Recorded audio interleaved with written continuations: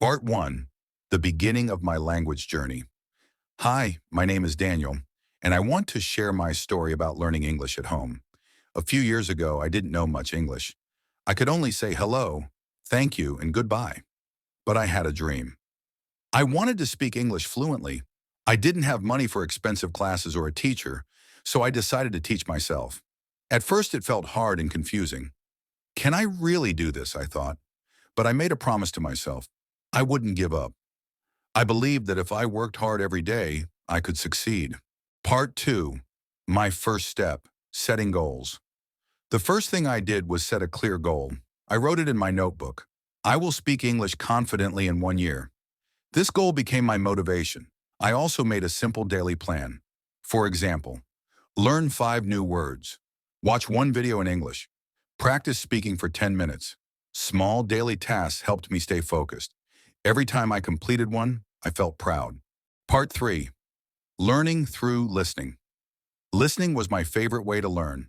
I started with cartoons and children's shows because they used simple words and spoke slowly. My favorite cartoon was Peppa Pig. I also listened to English songs. At first, I didn't understand the words, but I loved singing along. Later, I looked up the lyrics and learned their meanings. One day, I discovered podcasts. There are many free English podcasts for beginners. I listened while cleaning, cooking, or walking. At first, I understood only a few words, but the more I listened, the more I learned. Part 4.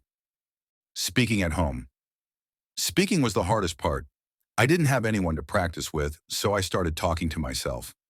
Every morning, I stood in front of the mirror and said things like, "Good morning. Today, I will learn new words." I also recorded my voice on my phone. At first, I felt shy, but listening to my voice helped me find mistakes and fix them. One day, I learned about shadowing. This means repeating what you hear, like copying a teacher.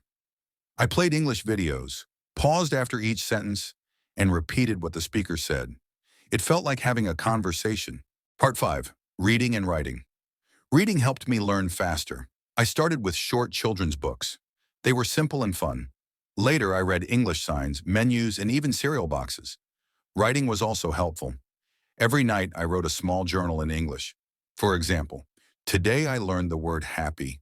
I feel happy when I practice English. This helped me remember new words and use them in sentences. Part 6. Fun ways to learn. Learning doesn't have to be boring. I found fun ways to practice English every day.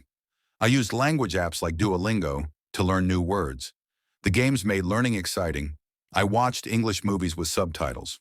First, I watched with subtitles in my language. Then I switched to English subtitles.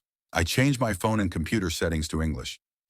It was hard at first, but I learned useful words like settings and notifications. Part 7. My achievements and new goals. After 1 year, I reached my goal. I could speak English confidently. I started talking to people online, joining language forums, and helping other beginners. Now I am learning 2 new languages, Spanish and Japanese.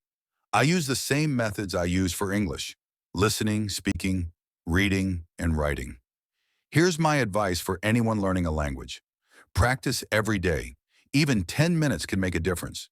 Don't be afraid of mistakes. Mistakes mean you're learning. Make learning fun. Watch shows, listen to music, and play games. Be patient. Learning takes time, but every small step matters. If I could learn English at home, you can too. Believe in yourself. Take it one step at a time and enjoy the journey. Good luck. Star.